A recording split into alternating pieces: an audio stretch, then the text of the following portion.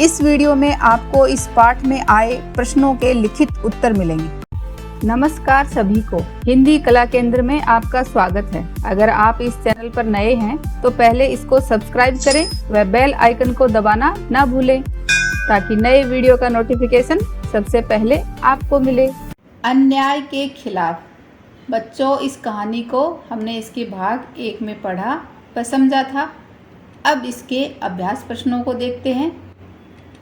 पाठ से, आंध्र के घने जंगलों में रहने वाले आदिवासियों के बीच अपना हक जमाने के लिए अंग्रेजों ने क्या किया? तो अंग्रेजों ने आदिवासियों पर अपना हक जमाने के लिए उन्हें आदेश देना शुरू कर दिया।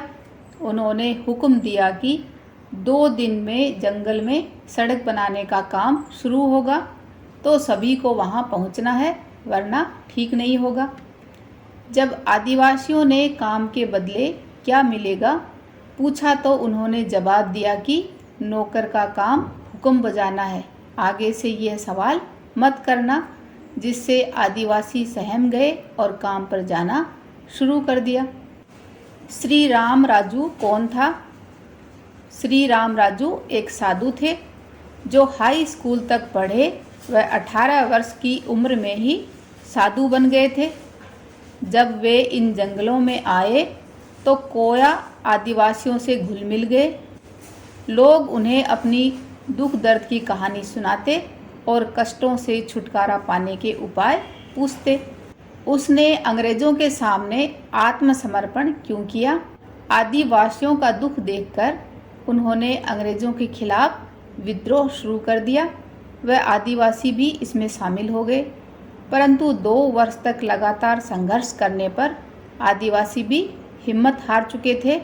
जब अंग्रेजों ने उनको ज़्यादा सताना शुरू कर दिया, उनके राशन पानी के आने जाने के रास्ते बंद कर दिए, जिससे उनको खाना पानी भी नहीं मिला और उन तक हथियार भी नहीं पहुँचे। साथ ही उनकी फसल भी जला दी।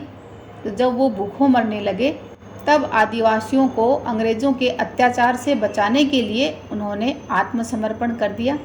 अंग्रेजों से लड़ने के लिए कोया आदिवासी क्या क्या करते थे? अंग्रेजों से लड़ने के लिए कोया आदिवासी निम्नलिखित काम करते। जंगल से जब सेना सकरी पगडंडियों से गुजरती तो जंगलों में छिपे ये आदिवासी भारतीय सिपाहियों को तो गुजर जाने देते, लेकिन अंग्रेज सार्जेंट या कमांडर नजर आते ही उन पर अचूक निशाना लगाते। पुलिस चौकियों या सेना पर हमला कर देते। वह उनके अस्त्र शस्त्र लूटकर भाग जाते। एक कोने से दूसरे कोने पर संदेश पहुंचाने के लिए गुप्तचरों का जाल बिछा कर रखते, जिनकी अंग्रेजों को कानों कान खबर भी नहीं लगने देते थे। कोया आदिवासियों के विद्रोह को स्वतंत्रता संग्राम क्यों कहना चाहिए? भारत के लोगों द्वारा अपनी स्वाधीनता के लिए अंग्रेजों के अत्याचारों के विरुद्ध किया गया आंदोलन स्वतंत्रता संग्राम कहलाया था। तो यहाँ कोया आदिवासी के लोगों ने भी अपनी स्वतंत्रता के लिए अंग्रेजों के अत्याचारों का विरोध किया, इसलिए इसे भी स्वतंत्रता संग्राम कहना चाहिए। गांधी जी की बात। भारत के लोगों को अंग्रेज सरकार का सहयोग नहीं करना चाहिए और उनका काम बंद कर देना चाहिए। अगर कोई अंग्रेज अन्याय करेगा तो हम अन्याय सहने से इनकार करेंगे। ये बात हमने इस पाठ में पढ़ी थी ना। ऊपर श्री राम राजू द्वारा आदिवासियों से गांधी जी की कही हुई बात का उल्लेख हुआ है। गांधी जी ने स्वतंत्रता संग्राम के लिए बहुत सारी बातें कही थी। यह सब तुम्हें गांधी जी पर लिखी गई किताबों, फिल्मों और अन्य जगहों पर मिल सकता है। तुम उनकी कही हुई बातों में जो बहुत महत्वपूर्ण समझो उसको अपने साथियों को बताओ। तो बच्चों, आप इनके लिए गांधी जी द्वारा लिखी गई किताबें, फिल्में या अन्य जगहों पर उनके लिखे गए कोट हम पढ़ सकते हैं। जैसे, कमज़ोर कभी माफ़ नहीं कर सकते, क्षमा ताकतवर की विशेषता है। ये सब गांधी जी के सुविचार हैं। पाप से घृणा करो, पापी से प्रेम करो। सुबह उठकर आपको सबसे पहले ये करना चाहिए। मैं भगवान के अलावा किसी से नहीं डरता। मैं किसी के बारे में गलत नहीं सोचूंगा। मैं अन्याय के पक्ष में नहीं झुकूंगा। मैं झूठ को सत्य से जीतूंगा। झूठ का विरोध करके सभी कष्ट सह सकूं। ऐसे ही हमारा स्वास्थ्य ही है जो हमारा सबसे कीमती उपहार है। सोने चांदी का मूल्य इसके सामने कुछ नहीं। आपको मानवता में विश्वास नहीं खोना चाहिए। मानवता सागर के समान है। यदि सागर की कुछ बूंदें गंदी हैं तो पूरा सागर गंदा नहीं हो जाता। देशभक्तों के नाम। तुमने इस पाठ में भारत की आज़ादी के लिए संघर्ष करने वाले 2 व्यक्तियों के नामों को जाना। एक कौन थे? गांधी जी, और दूसरा श्री राम राजू। पता करो कि भारत की आज़ादी के लिए संघर्ष करने वालों में तुम्हारे प्रदेश से कौन कौन व्यक्ति थे। उनमें से किसी एक के बारे में चर्चा करो। तो यहाँ पर बच्चों मैं बहुत सारे लोगों के नाम बता रही हूँ, तो आप इनमें से देखो कि आपके प्रदेश के कौन कौन से व्यक्ति हैं, फिर उनमें से एक के बारे में जानकारी इकट्ठा करो। नाना साहिब, रानी लक्ष्मीबाई, बहादुर शाह जफर, तात्या टोपे, राजा राम मोहन राय। ऐसे ही सुभाष चंद्र बोस, महात्मा गांधी, रविंद्रनाथ टैगोर, भगत सिंह, चंद्रशेखर आज़ाद, कस्तूरबा गांधी, लाला लाजपत राय, सरोजनी नायडू, मदन मोहन मालवीय। क्या ठीक होगा? 2 दिन में जंगल में सड़क बनाने का काम शुरू होगा। तुम सब लोगों को इस काम पर पहुंचना है। अगर नहीं पहुंचे तो ठीक नहीं होगा। काम करेंगे तो बदले में क्या मिलेगा? ऊपर के कथनों में पहला कथन तहसीलदार बेस्टियन का है, जो आदिवासियों के गांवों में जाकर चिल्ला चिल्लाकर बोला था, और दूसरा कथन आदिवासियों में से किसी का है जो तहसीलदार से पूछना चाहा था। अब तुम सोचकर बताओ कि तुम्हारे विचार से बेस्टियन का कथन ठीक होगा। तो ये बच्चों आपको अपने हिसाब से बताना है। उदाहरण के लिए, नहीं, मेरे विचार से बेस्टियन का कथन ठीक नहीं होगा। आदिवासियों में से किसी के द्वारा कहा गया ये कथन कैसा है? तुम्हारे विचार से क्या ठीक होगा? तो ये कथन बिल्कुल सही था। काम के बदले में मजदूरी यानी उनकी मेहनताना देना जरूरी है। बिना मजदूरी के कोई भी काम क्यों करेगा? इसलिए मेरे विचार से उन्हें काम के बदले उचित मुआवजा मिलना चाहिए था। पता करो सड़क बनाने में किन किन सामानों की ज़रूरत होती है, पता करके लिखो। तो ये देखो, सड़क बनाने के लिए रोड़ी, डामर, चूना, सीमेंट, रेत, बजरी, फावड़ा, कुदाल, परात, रोड रोलर आदि की आवश्यकता पड़ती है। इन प्रदेशों में कौन कौन से आदिवासी रहते हैं, पता करके लिखो। तो ये तो हमें लिखकर बताना ही है। इससे पहले बच्चों आप लोगों के लिए एक सवाल है कि ये देखो, आपको आपके प्रदेश में कौन से आदिवासी रहते हैं उनको यहाँ से देखकर मुझे कमेंट बॉक्स में लिखकर बताना। जैसे झारखंड में बिरहो, कोरवा, असुर जनजाति के लोग रहते हैं। छत्तीसगढ़ में गोंड, कंवर, बिंजवार। उड़ीसा में रहने वाले आदिवासी जनजाति का नाम है जुआंग, खोड़, भूमिज, खरिया। मिजोरम चकमा, खासी। अंडमान निकोबार द्वीप समूह में निकोबारी, जरावा, ओंगेस।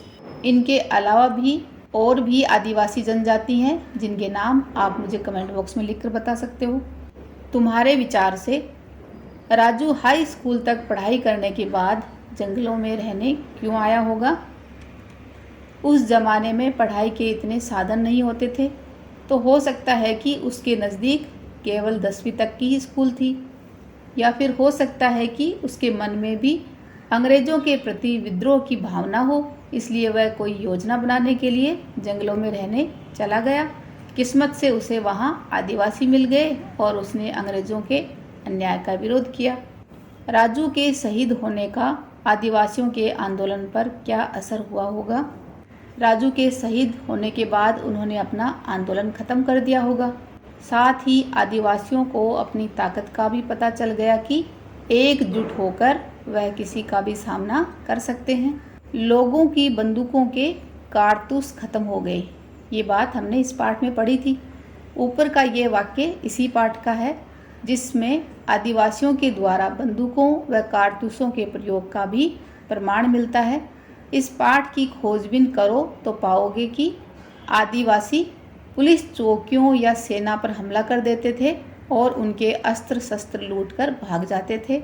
अब तुम समझ गए होंगे कि आदिवासियों ने बंदूकों व कारतूसों का प्रयोग कैसे किया। तो कारतूसों ने सन 1857 में स्वतंत्रता की चिंगारी को फैलाने में बहुत महत्वपूर्ण भूमिका निभाई थी।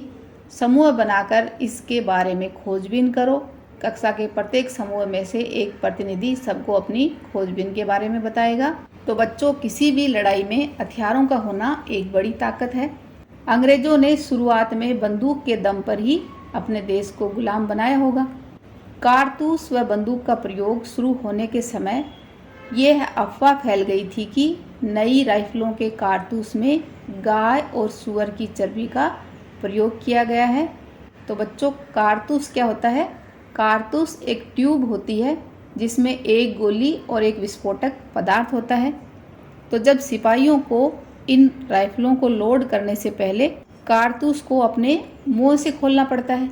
लेकिन जब ये अफवाह फैल गई कि ये जो नई राइफल आई हैं इनके कारतूसों में गाय और सूअर की चर्बी का प्रयोग किया गया है, तो उस समय हिंदू मुस्लिम दोनों सिपाहियों ने इसको इस्तेमाल करने से मना कर दिया था, क्योंकि सब लोगों को लगा कि अंग्रेज़ों ने इनकी धार्मिक भावना को ठेस पहुंचाने के लिए ऐसा किया है। इसलिए 1857 में कारतूसों ने स्वतंत्रता की चिंगारी को फैलाने में महत्वपूर्ण भूमिका निभाई थी। इन्हीं कारतूसों की वजह से सभी लोगों के मन में अंग्रेज़ों के खिलाफ विद्रोह की भावना जागी थी। मुहावरे। नीचे लिखे वाक्यों में मुहावरों का प्रयोग किया गया है। इन्हीं मुहावरों का प्रयोग करते हुए तुम कुछ नए वाक्य बनाओ। तो ये सारे मुहावरे बच्चों हमने इसके पाठ 1 में पढ़ा व समझा था, जिनका अर्थ आपको अच्छी तरह समझ आ गया होगा। अब हमें इन मुहावरों के साथ साथ नए वाक्य बनाने हैं। जैसे एक सिपाही ने उसका काम तमाम कर दिया, तो एक बिल्ली ने चूहे का काम तमाम कर दिया। आदिवासियों की हिम्मत जवाब देने लगी। शाम तक चिड़िया को पानी नहीं मिला तो उसकी हिम्मत जवाब देने लगी। अंग्रेज़ों ने अपने दांतों तले उंगली दबा ली। जादूगर का खेल देख बच्चों ने अपने दांतों तले उंगली दबा ली। किसी को कानों कान खबर न हो। खेल की रणनीति तय करने के बाद कोच ने कहा कि इसके बारे में किसी को कानों कान खबर न हो। अंग्रेज सरकार के छक्के छूट गए। हमारी स्कूल की क्रिकेट टीम ने विपक्षी टीम के छक्के छुड़ा दिए। अंग्रेजों के होश उड़ गए। पुलिस को देखते ही चोर के होश उड़ गए। भारतीय सैनिकों का बाल बांका न होने पाए। मादा हिरनी ने अपने बच्चे का बाल भी बांका नहीं होने दिया। मन और मन। आदिवासियों के साथ मन मर्जी नहीं की जा सकती। उसके पास कई मन गेहूं था। तो यहाँ पर दोनों ये जो मन है, इन दोनों का अर्थ अलग है। ऊपर के पहले वाक्य में मन का मतलब है दिल या हृदय, और दूसरे वाक्य में इस मन का अर्थ नापतोल का एक शब्द है। इस तरह मन के दो अर्थ हैं। ऐसे शब्दों को अनेकार्थ शब्द कहते हैं। नीचे दिए गए शब्दों को पढ़ो और वाक्य बनाओ, यानी एक ही शब्द के दो अर्थ। तो इनसे हमें वाक्य बनाना है।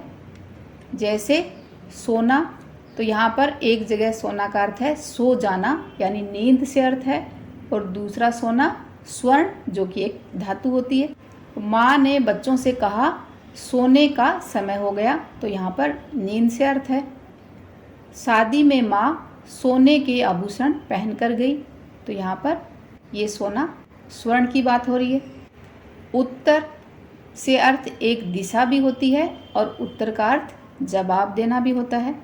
हिमालय पर्वत दिल्ली से उत्तर दिशा में है, और सुनील का उत्तर सुनकर अध्यापक ने उसे शाबाशी दी, तो यहाँ पर उत्तर का अर्थ जवाब से है। हार का एक अर्थ है पराजय, यानी हार जाना, और दूसरा हार फूलों की माला से है। क्रिकेट के खेल में पाकिस्तान को हार का सामना करना पड़ा, और यहाँ पर मंच पर चढ़ते ही नेताजी को हार पहनाया गया। वचन बदलो। तो बच्चों, वचन को अच्छी तरह से समझने के लिए वचन कितने प्रकार के होते हैं और इनको उदाहरण के साथ मैंने मेरे इस वीडियो में समझाया है, तो आप वचन को अच्छी तरह समझ सकते हो।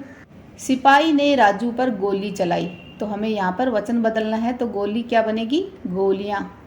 सिपाहियों ने राजू पर गोलियाँ चलाई, तो यहाँ पर जब गोली बहुवचन में जाएगी तो ये ली की मात्रा छोटी हो जाएगी, तो यहाँ ऐसे लिखा जाएगा गोलियाँ। उगी हुई फसल को जलाया जाने लगा, उगी हुई फसलों को जलाया जाने लगा। आदिवासी की हिम्मत जवाब दे गई, तो यहाँ पर बहुवचन कौन बनेगा? आदिवासी। आदिवासियों की हिम्मत जवाब दे गई।